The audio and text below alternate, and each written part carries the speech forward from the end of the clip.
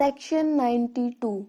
Exclusion of evidence of oral agreement. When the terms of any such contract, grant, or other disposition of property or any matter required by law to be reduced to the form of a document have been proved according to the last section, no evidence of any oral agreement or statement shall be admitted as between the parties to any such instrument or their representatives in interest for the purpose of contradicting, varying, adding to, or subtracting from its terms. Proviso 1. Any fact may be proved which would invalidate any document or which would entitle any person to any decree or order relating thereto, such as fraud, intimidation, illegality, want of due execution, want of capacity in any contracting party, want or failure of consideration, or mistake in fact or law. Proviso 2. The existence of any separate oral agreement as to any matter on which a document is silent and which is not inconsistent with its terms may be proved.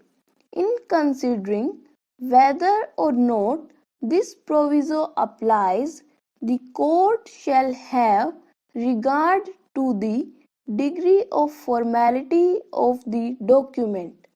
Proviso 3. The existence of any separate oral agreement constituting a condition precedent to the attaching of any obligation under any such contract, grant, or disposition of property may be proved. Proviso 4. The existence of any distinct subsequent oral agreement to rescind or modify any such contract, grant, or disposition of property may be proved, except in cases in which such contract, grant, or disposition of property is by law required to be in writing or has been registered according to the law in force for the time being as to the registration of documents. Proviso 5. Any uses or custom by which incidents not expressly mentioned in any contract are usually annexed to contracts of that description may be proved, provided that the annexing of such incident would not be repugnant to or inconsistent with the express terms of the contract. Proviso 6. Any fact may be proved which shows in what manner the language of a document is related to existing facts. Illustrations. A. A policy of insurance is effected on goods in ships from Calcutta to London. The goods are shipped in a particular ship which is lost. The fact that that particular ship was orally accepted from the policy cannot be proved. B. A agrees absolutely in writing to pay B rupees 1000 on the 1st March 1873. The fact that at the same time an oral agreement was made that the money should not be paid till the 31st March cannot be proved. C. An estate called the Rampur Tea Estate is sold by a deed which contains a map of the property sold. The fact that land not included in the map had always been regarded as part of the estate and was meant to pass by the deed cannot be proved. D. A enters into a written contract with B to work certain mines, the property of B, upon certain terms. A was induced to do so by a misinterpretation of B's as to their value. This fact may be proved. E.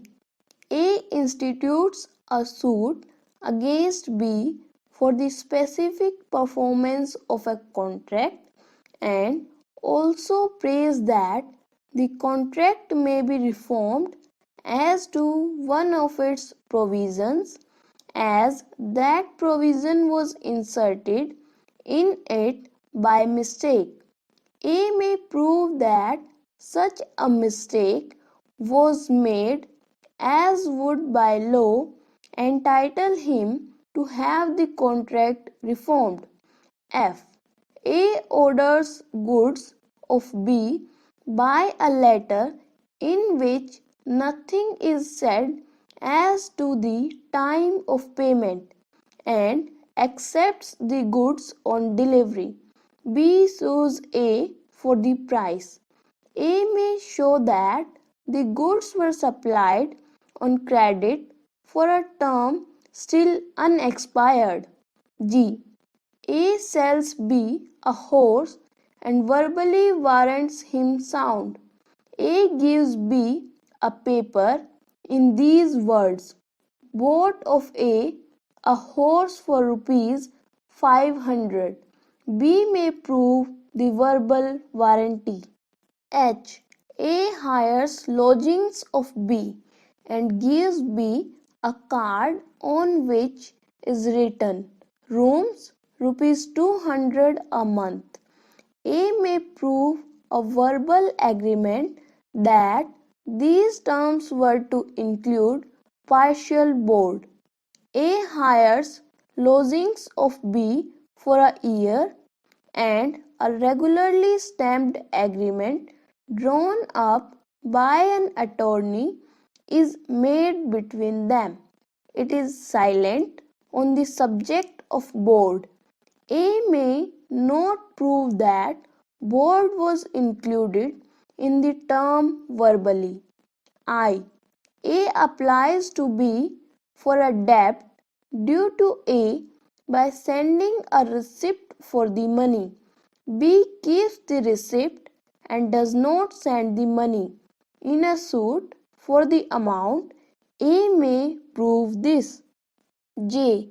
A and B make a contract in writing to take effect upon the happening of a certain contingency.